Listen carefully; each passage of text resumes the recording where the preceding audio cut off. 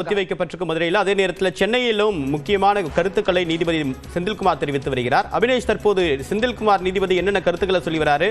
இப்ப அரசுக்கு முன்பாக வழக்கு பதிவு செய்யணும், விஜய் மீது வழக்கு பதிவு செய்யணும் அப்படின்ற கருத்து முன்வைக்கப்பட்டிருக்கா?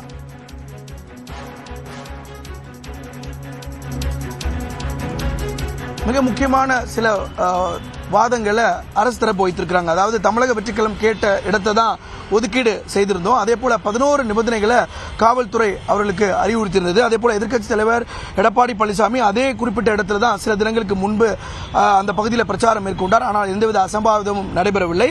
அதே போல தமிழக வெற்றிக்கழகத்துடைய அந்த பிரச்சார நிகழ்ச்சிக்கு 559 போலீசார் பாதுகாப்பு பணியில் அமர்த்தப்பட்டதாகவும் அரசின் மீது குறை கூறுவது எளிது என்றும், அதே போல இந்த நிகழ்ச்சி குறிப்பாக கரூர் மாவட்டத்தில் நடைபெற இருந்தாக அந்த நிகழ்ச்சி நடைபெற்ற நிகழ்ச்சி டிசம்பர் மாதம் திட்டப்பட்டிருந்த நிகழ்ச்சி, ஆனால் அது திடீரென செப்டம்பர் மாதத்திற்கு மாற்றப்பட்டது எனவும் அரசு தரப்பு வைத்திருக்கிறாங்க. அதே போல 8:45 மணிக்கு நாமக்கல்லில் பிரச்சாரம் முடித்துவிட்டு 12 மணிக்கு கரூரில் பிரச்சாரம் மேற்கொள்வதாக தங்களுடைய சமூக வலைதள பக்கங்களில் அதிகாரப்பூர்வமாக தமிழக வெற்றிக் கழகம் அறிவித்திருந்தது. ஆனால் 8:50 மணிக்கு தான் சென்னையிலிருந்தே தமிழக வெற்றிக் கழக தலைவர் விஜய் புறப்பட்டார் என்கிற வாதத்தையும் அரசு தரப்பு வைத்திருக்கிறாங்க. அதே போல நீதிபதி மிக முக்கியமான ஒரு கருத்துக்களை சொல்லியிருக்கிறார். சட்டத்திற்கு முன்பு அனைவரும் சமம், அரசு அமைதியாக இருக்க முடியாது. மேலும் கரூரில் நடைபெற்றிருப்பது என்பது கரூரில் மனிதனால் உருவாக்கப்பட்ட ஒரு பேரழிவு, மேட் டிசாஸ்டர் என்கிற ஒரு கருத்தை சொல்லியிருக்கிறார். கரூரில் நடைபெற்றிருப்பது என்பது ஒரு மேட் டிசாஸ்டர், மனிதனால் ஏற்பட்டிருக்கக்கூடிய ஒரு பேரழிவு என்பது நிகழ்ந்திருப்பதாக நீதிபதி குறிப்பிட்டிருக்கிறார். 2 நிபந்தனைகள் மட்டும் பூர்த்தி செய்யப்பட்டன, மீதம் இருக்கக்கூடிய நிபந்தனைகள் மீறப்பட்டிருப்பதாக அரசு தரப்பு வாதம் தற்போது மீண்டும் வைத்திருக்கிறாங்க. அது மொத்தமாக 11 நிபந்தனைகள் விதித்த நிலையில் அதில் 2 நிபந்தனைகள் மட்டும்தான் அதில் பின்பற்றப்பட்டதாகவும் எஞ்சிருக்கூடிய 9 நிபந்தனைகளை தமிழக வெற்றிக் கழகத்தினர் மீறி இருப்பதாக அரசு தரப்பு வாதமாக இருக்கிறது. போதிய தேவையான பாதுகாப்பு, அதாவது தமிழக வெற்றிக் கழகத்தினுடைய நிர்வாகிகள் கொடுத்த அந்த கடிதத்தின் மூலமாக நாங்கள் எவ்வளவு போலீசார் பாதுகாப்பில் ஈடுபட வேண்டும் அப்படிங்கிறத கணக்கீடு செய்து அந்த பகுதியில் 559 போலீசார் பாதுகாப்பில் ஈடுபட்டாங்க அப்படின்னு 12 மணிக்கு அவர் அங்கே பேசுவார் அப்படிங்கிறத அவங்களே குறிப்பிட்டிருந்தாங்க. 3 மணி முதல் 10 மணி வரை அந்த டைம்குள்ள பேசுவதற்கான அந்த டைமை ஒதுக்கீடு செய்திருந்தாங்க. இருப்பினும் திட்டம் காலதாமதமாக வந்தது. அதே போல முறையான அந்த விதிமுறைகளை பின்பற்றாததான் இப்படியான நிகழ்வுக்கு காரணம். அரசின் மீது குறை கூறுவது மிக எளிது, ஆனால் அரசு அவர்கள் கேட்ட இடத்தை மட்டும்தான் கொடுத்தது. அதில் அரசுடைய பங்களிப்பை பொறுத்தவரை எளிதாக குறை கூறுவது எளிது அப்படிங்கிற ஒரு வார்த்தை குறிப்பிட்டிருக்கிறாங்க. ஆனால் நீதிபதியை பொறுத்தவரை இந்த 41 பேர் உயிரிழந்த அந்த மிக முக்கியமான கரூர் துயர சம்பவம் குறித்து இது ஒரு மேட் டிசாஸ்டர் சொல்லியிருக்கிறாரு. இது ஒரு மனிதனால் ஏற்பட்ட ஒரு பெரிய பேரழிவு. அரசு இதில் அமைதியாக இருக்க முடியாது என்கிற அந்த கருத்தையும் நீதிபதி சொல்லியிருக்கக்கூடிய நிலையில் சட்டத்துக்கு முன்பு அனைவரும் சமம். எனவே அந்த வகையில் இந்த வழக்கை பொறுத்தவரை மிக முக்கியமான 2 பிரேச தொடர்ந்து மனுதாரர் தரப்பு ஒரு வாதமா முன்வைச்சு வராங்க. என்னன்னா,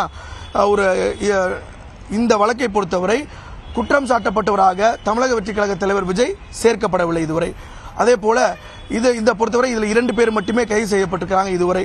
அதே போல ஒரு SOP, ஒரு பெர்மனண்டான ஒரு முறையான ஒரு வழிகாட்டு நெறிமுறைகளை அரசியல் கட்சிகளுக்கான ரோட் ஷோ போன்ற கூட்டங்களுக்கு அரசு உருவாக்க வேண்டும் அப்படிங்கிறதா இந்த மனுதாரருடைய இந்த மிக முக்கியமான பொதுநல வழக்காக இருந்தது.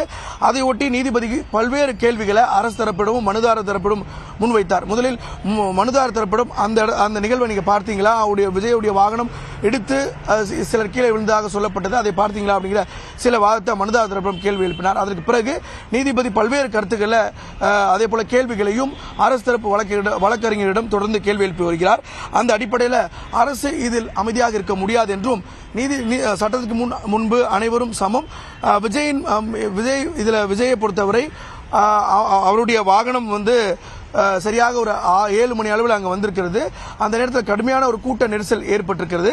எனவே அந்த அடிப்படையில் இந்த கரூரில் நடந்திருப்பது அப்படிங்கிறது ஒரு டிசாஸ்டர்னு சொல்ல முடியாது, ஒரு மேன்மேட் டிசாஸ்டர், இயற்கையால் நடைபெற்றிருப்பது அப்படிங்கிறத தாண்டி இது ஒரு மனிதனால் நடைபெற்றக்கூடிய ஒரு பேரழிவு. அதனால அதில் 41 பேர் உயிரிழந்திருக்கிறாங்க அப்படிங்கிற மிக முக்கியமான ஒரு கருத்தை நீதிமன்றத்தில் தெரிவித்திருக்கிறார்.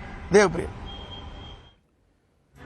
அடுத்ததாக மதுரையில் முன்ஜாமீன் கோரிய மனு மீதான வாதங்கள் நிறைவடைந்து இறுதி தீர்ப்புக்காக ஒத்திவைக்கப்பட்டிருக்கும் நிலையில் தாவேக தரப்பு வழக்கறிஞர் அறிவழகன் செய்தியாளர் சந்திக்க நேரலையில் பார்க்கலாம்.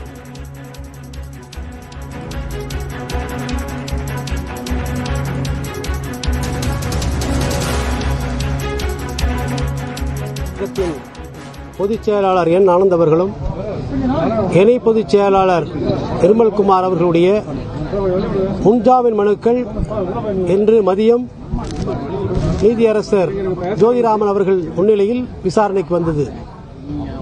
அப்பொழுது அரசு தரப்பில்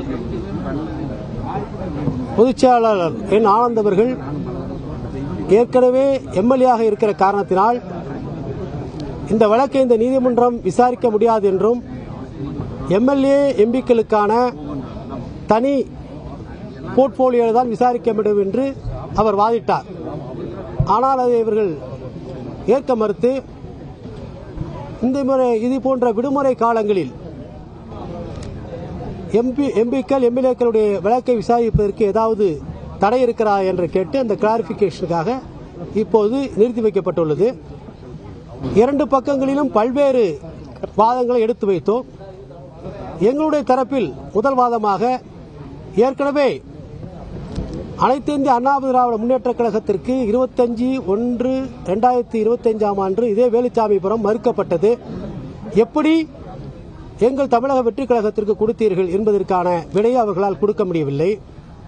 அதேபோல எப்படி எங்களுடைய பொதுச் செயலாளர் மற்றும் துணை பொதுச் செயலாளர் இந்த வழக்கிலை சேர்த்தீர்கள் என்று சொல்வதற்கான எங்களுடைய மூத்த வழக்கறிஞர் ராகவாச்சாரி எடுத்து வைத்த வாதங்களை நீதிமன்றம் உன்னிப்பாக கேட்டுக்கொண்டு அதேபோல அரசு தரப்பில் அவர்கள் சில கருத்துக்களை சொல்லினார்கள். இதெல்லாம் எடுத்துக்கொண்டு இப்போது இந்த கிளாரிபிகேஷனுக்காக இன்று மாலை இந்த நீதிமன்ற முடிவதற்குள் தீர்ப்பை சொல்வதாக சொல்லியிருக்கிறார்கள். அதன் பிறகு மீண்டும் உங்களை சந்திக்கிறோம். இன்றைக்கு அவங்க தொடர்ச்சி வைக்கக்கூடியது ஒரு தண்ணி பாட்டில் கூட ஏற்படுத்தல. பிஎம் ரிப்போர்ட்ல நீர்ச்சத்து குறைபாடுனால தான் இறந்திருக்காங்க. ஒரு எந்த கட்சி நிர்வாகிகாவது பிரச்சனை நடந்ததுக்கு அப்புறம் தப்பிச்சு போவாங்க. அதற்கான உரிய பதிலை நீதிமன்றத்தில் கொடுத்திருக்கிறோம். அவர்கள் எந்த போஸ்ட்மார்ட்டம் ரிப்போர்ட்டும் கோர்ட்ல கொடுக்கல. அதே போல எங்களுடைய மாவட்ட கழகத்தை சார்ந்தவர்கள் அனைவருக்கும் தண்ணீர் கொடுத்திருக்கிறார்கள். அது பிரச்சனை இல்லை. லத்தி சார்ஜ் செஞ்ச பிறகு அங்கே ஒரு டிஷ் இருந்தது, அதில் போய் விழுந்திருக்கிறார்கள், ஸ்ப்ரே செய்திருக்கிறார்கள் என்கிறதை ஆவணமாக நாங்கள் நீதிமன்றத்தில் இன்றைக்கு சமர்ப்பித்திருக்கிறோம். நீதிமன்றம் நிச்சயமாக முடிவு செய்யும். உள்நோக்கத்தோட தான் இது நடந்திருக்குன்னு சொன்னீங்க. ஆனா உள்நோக்கம் இருந்தா நாங்க கொலை வழக்கை பத்தி செஞ்சிருக்க மாட்டோமே, இதை கொலை வழக்கை நாங்க பதிவு செய்யல அப்படின்னு சொல்லி. இல்ல அது வேற. அதாவது இந்த லீகல் இதுக்கெல்லாம் போகாதீங்க, அது வேற. ஏன்னா இதுல போய் கொலை வழக்கா பதிவு செய்ய முடியாது அவங்களால. இந்த 304 இந்த நெக்லிஜென்ட் ஆக்ட்ங்கிறது எங்களுக்கு இந்த வழக்கை பொறுத்தவரையில் அமல்படுத்த முடியாது என்பது எங்களுடைய வாதம். அதை நீதிமன்றம் இன்றைக்கு சொல்லும், இறுதியாக சொல்லும். இப்போது எதுவும் அதை பற்றி நான் சொல்ல விரும்பவில்லை. தீர்ப்புக்கு பிறகு உங்களை சந்திக்கிறோம். இல்ல கோர்ட் முடியும் போது இப்பதான் எங்களுடைய ஐட்டம் கிட்டத்தட்ட ஒரு 2 மணி நேரம் 1 மணி நேரம் இருக்கு. 1 மணி நேரமாக எங்களுடைய விவாதம் நடைபெற்றது. அதன் பிறகு மற்ற வழக்குகளை எல்லாம் முடித்துவிட்டு இறுதியாக எங்களுடைய வழக்கு தீர்ப்புக்கு எடுக்கப்படும். கோர்ட் முடிகிறதுக்குள்ள இங்கே வந்துடும் சார். இங்கே வந்துடும் சார். அவங்க கேட்டது என்னன்னா சார் இப்ப அவங்க ஒரே ஒரு விஷயம் மட்டும் சொன்னாங்க. இப்ப நீதியரசர் அருணா ஜெகதீஷனுடைய என்கொயரி போயிட்டு இருக்கு. இப்ப கைது செய்வதற்கான எந்த விதமான முகாந்திரமும் எங்கள்கிட்ட இல்ல. அப்படியே ஒரு சூழ்நிலை ஏற்பட்டால் 41A நோட்டீஸ் கொடுத்து அதன் பிறகு முடிவு செய்வோம். இப்போது கைது செய்வதற்கான எந்த சூழ்நிலையும் எங்களுக்கு ஏற்படவில்லை என்று அவர்கள் தெரிவித்திருக்கிறார்கள். அதே நேரத்தில் நாங்கள் ஏற்கனவே எங்களுடைய மாவட்ட செயலாளரை கைது செய்திருக்கிறார்கள். ஆகவே இது கட்டாயமாக முன்ஜாமீன் வேண்டும் என்று எங்களுடைய இதை வைத்திருக்கிறோம். இவர் மேல பொறுப்பே இல்லைன்னு சொல்றீங்களா சார்? ஆனந்த் மேல பொறுப்பே இல்லைங்க. அப்படி இல்ல சார், இது லீகல் ஆஸ்பெக்ட் சார். அதான் பேச வேண்டாம் சார். லீகல் ஆஸ்பெக்ட் சார் அப்படி சொல்லல சார். பொறுப்பு இல்லை என்று எந்த விதமான இதுவும் சொல்லவில்லை. அதாவது சட்டப்பூர்வமா நீங்க சொல்லியிருக்கீங்களா இந்த செக்ஷன், அந்த செக்ஷனுக்கும் இந்த நீங்க சொல்லியிருக்கக்கூடிய கம்ப்ளைண்ட்டுக்கு சம்பந்தம் இல்லை. அதுதான் நாங்க சொல்றோம். அந்த செக்ஷனுக்கு அட்ராக்ட் ஆகிறது மாதிரி அந்த கம்ப்ளைண்ட் இல்ல. அந்த கம்ப்ளைண்ட்ல நிறைய இடங்களில் தவறுதலாக சொல்லி இருக்கிறார்கள். இன்னும் சொல்ல போனால் தமிழக வெற்றி கழகத்தினுடைய தலைவர் விஜய் என்பதற்கு பதிலாக தமிழக மக்கள் கட்சியினுடைய தலைவர் விஜய் என்று சொல்லியிருக்கிறார் ஒரு இடத்திலே. அப்படி என்றால் அவர்கள் எவ்வளவு நெக்லிஜென்டாக இந்த எஃப்ஐஆர் பதிவு செய்யப்பட்டிருக்கிறது என்பதற்கு நிச்சயமா ஒவ்வொரு விஷயத்திலும் காவல்துறையுடைய அலட்சியம். ஸ்டேட் தான் ரெஸ்பான்சிபிலிட்டி. எப்படி கிரவுட் மேனேஜ்மெண்ட் எப்படி பண்ணணும், எப்படி அனௌன்ஸ் பண்ணணும், எப்படி ஒரு பேரிகேட் வைக்கல, எல்லாவற்றையும் சொல்லி இருக்கிறோம். கூட்டம் அதிகமாக இருந்தால் ஏன் கேன்சல் பண்ணணும் கூட இரியா ஃபர்தர் கொஸ்டின் எதிர்க்கா சார்? எஸ் அப்சர்வ் இல்ல அது அந்த வழக்கு எங்களுக்கு கிடையாது. சம்பந்தம் நாங்க பண்ணல. அந்த வழக்கு எங்களுக்கு அந்த அளவுக்கு எங்களுக்கு சம்மந்தம் கிடையாது. வந்துடும் சார், வந்துடும் சார். நாங்க சும்மா தண்ணி குடிக்க போனா அதுக்காட்டி அவர் வந்து எடுத்துப்பாரு. சென்னையில் பல்வேறு கடுமையான விமர்சனங்களை தமிழக வெற்றிக் கழகத்தின் மீது நீதிபதி செந்தில்குமார் முன்வைத்து வருகிறார். அதில் என்ன மாதிரியான கட்சி இது? தலைவருக்கு தலைமைத்துவ பண்பே இல்லை, ஏற்பாட்டாளர்கள் தலைவர் தொண்டர்களை ரசிகர்களை கைவிட்டு தலைவர்கள் வெளியேறி இருக்கிறார்கள் என்ற கடுமையான விமர்சனத்தை முன்வைத்திருக்கிறார் நீதிபதி. இந்த நிகழ்ச்சியின் தலைவர் மொத்தமாக மறந்துவிட்டார் என்ற ஒரு கருத்தையும் கூறியிருக்கிறார். உலகமே இந்த நிகழ்வை பார்த்திருக்கிறது. தலைமைத்துவ பண்பே இல்லை, தமிழக வெற்றிக் கழகம் என்ன மாதிரியான ஒரு கட்சி என்ற மிக காட்டமான விமர்சனங்களை நீதிபதி முன்வைத்திருக்கிறார். இந்த வழக்கில் ஒரு ஸ்டாண்டர்ட் ஆபரேட்டிங் புரோட்டோகாலை வகுக்க வேண்டும், ஒரு ப்ரொசீஜர் வகுக்க வேண்டும் என்று கோரி இந்த மனு என்பது தாக்கல் செய்யப்பட்டிருக்கிறது. இந்த சம்பவத்தில் இந்த நிகழ்வுகளுக்கு, இந்த துயரமான நிகழ்வுகளுக்கு பொறுப்பானவர்கள் மீது ஏன் நடவடிக்கை எடுக்கவில்லை? விஜயுடைய பரப்புரை வாகனங்களை மோதிய வீடியோ காட்சிகளை நாங்கள் பார்த்தோம். அந்த வாகனத்தின் மீது என்ன வழக்கு பதிவு செய்யப்பட்டிருக்கிறது? ஏன் அந்த வாகனத்தை, பிரச்சார வாகனத்தை பறிமுதல் செய்யவில்லை?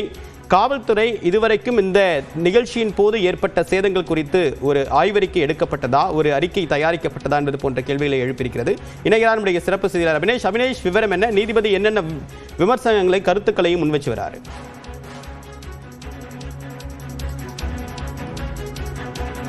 இந்த வழக்கில் மிக முக்கியமான பல்வேறு கேள்விகளையும் காட்டமான கருத்துக்களையும் நீதிபதி செந்தில்குமார் தற்போது நீதிமன்றத்தில் வைத்திருக்கிறார். குறிப்பாக மொத்தமாக இருந்த 11 நிபந்தனைகளை, விதிக்கப்பட்ட 11 நிபந்தனைகளில் 2 நிபந்தனைகளை மட்டுமே தாவேகா தரப்பு பின்பற்றியதாகவும் எஞ்சிருக்கக்கூடிய நிபந்தனைகளை மீறியதாக அரசு தரப்பு அந்த வாதத்தை முன்வைத்திருந்தாங்க. இதில் நீதிமன்றம் இதில் கண்ணை மூடிக்கொண்டிருக்க முடியாது, நீதிமன்றம் மௌனமாக வேடிக்கை பார்த்துக் கொண்டிருக்க முடியாது என்றும் நீதிபதி குறிப்பிட்டிருக்கிறார். மொத்த உலகமே இதற்கு சாட்சி எனவும், நிகழ்ச்சி ஏற்பாட்டாளர் முதல் தலைவர் வரை அனைவரும் சம்பவ இடத்திலிருந்து மறைந்து விட்டனர். அவர்களுடைய தொண்டர்களை அப்படியே விட்டுவிட்டு சென்று விட்டனர். பின் தொடர்ந்தவர்களை விட்டுவிட்டிருக்கிறார்கள். இந்த நிகழ்ச்சியின் தலைவர் மொத்தமாக மறைந்து விட்டார். இது தலைமைத்துவ பண்புக்கு இல்லை என்கிற ஒரு மிக முக்கியமான ஒரு கருத்தை வைத்திருக்கிறார். தாவேகாவுடைய தலைவர் விஜய் தலைமைத்துவ பண்பு இல்லை என நீதிபதி குறிப்பிட்டிருக்கிறார். தங்களை பின்தொடர்ந்தவர்களை அப்படியே விட்டு சென்றிருக்கிறார்கள். அதே போல இந்த நிகழ்ச்சியின் தலைவராக இருக்கக்கூடிய விஜய் மொத்தமாக அந்த இடத்திலிருந்து மறைந்திருக்கிறார். அதே போல நீதிமன்றம் இவற்றையெல்லாம் கண்மூடி வேடிக்கை பார்த்துக் கொண்டிருக்க முடியாது எனவும், பொறுப்பை தட்டி கழிக்க முடியாது என்றும் நீதிபதி மிக முக்கியமான காட்டமான கருத்தை ஒரு கேள்வியாகவும் எழுப்பியிருக்கிறார். அதே போல தலைவராக இருந்தாலும் தொண்டராக இருந்தாலும் இந்த நிகழ்வு நடந்த பின் ஜனாதிபதி, பிரதமர், முதலமைச்சர் என அனைவரும் வருத்தம் தெரிவித்திருக்கக்கூடிய நிலையில் அனைத்து கட்சிகளும் மீட்பு பணியில் இருந்தபோது நிகழ்ச்சி ஏற்பாடு செய்த தாவேகாவினர் மற்றும் மொத்தமாக அந்த பகுதியிலிருந்து வெளியேறி இருக்கிறார்கள் என்கிற கருத்தை நீதிமன்றத்தில் தெரிவித்திருக்கிறார். தாவேகாவிற்கு நீதிமன்றம் தன்னுடைய கடுமையான கண்டனங்களை தெரிவிப்பதாக நீதிபதி குறிப்பிட்டிருக்கிறார். நீதிபதி தன்னுடைய கடுமையான கண்டனத்தை தமிழக வெற்றிக் கழகத்துக்கு தெரிவிப்பதாக நீதிபதி குறிப்பிட்டிருக்கிறார். மிக முக்கியமான ஒரு அம்சம், முக்கியமான விமர்சனம், முக்கியமான கேள்வியை நீதிபதி எழுப்பியிருக்கிறார். அதாவது இந்த நிகழ்வுக்கு பிறகு ஜனாதிபதி, பிரதமர், முதலமைச்சர் அனைவரும் இதற்கு இரங்கல் தெரிவித்து வரக்கூடிய நிலையில் அனைத்து கட்சியினரும் இதில் மீட்பு பணியில் இறங்கி வேலை செய்து கொண்டிருக்கக்கூடிய நிலையில் தாவேகாவினர் மட்டும் அந்த இடத்திலிருந்து மொத்தமாக மறைந்து சென்றிருப்பதாகவும், அது உண்மையிலேயே ஒரு கண்டனத்துக்குரியது எனவும், எனவே தாவேகாவிற்கு நீதிமன்றம் தன்னுடைய கடுமையான கண்டனத்தை தெரிவிப்பதாகவும் நீதிபதி குறிப்பிட்டிருக்கிறார். மக்களை, குழந்தைகளை மீட்டிருக்க வேண்டும். அதை செய்யாமல் சம்பவத்திற்கு பொறுப்பேற்காத தாவேகாவிற்கு தன்னுடைய செயலுக்கு கண்டனத்தையும் நீதிபதி தெரிவித்திருக்கிறார். அதாவது இந்த நிகழ்வை பொறுத்தவரை 41 பேர் உயிரிழந்தாங்க. அதில் குறிப்பாக 9 குழந்தைகள், 5 பெண் குழந்தைகள், 4 ஆண் குழந்தைகள், 13 மகளிர், அதே போல 17 ஆண்கள் என மொத்தமாக 41 பேர் இதில் உயிரிழந்தாங்க. ஒரு பெரிய துயர சம்பவமாக இருந்தது. அதற்கு நீதிமன்றம் தன்னுடைய கடும் கண்டனத்தை தெரிவித்திருக்கிறது. குறிப்பாக மக்களை, குழந்தைகளை காப்பாற்றியிருக்க வேண்டும். ஆனால் அதை செய்யாமல் சம்பவத்திற்கு பொறுப்பேற்காத தாவேகாவிற்கு நீதிமன்றம் தன்னுடைய கடும் கண்டனத்தை தெரிவித்திருக்கிறது.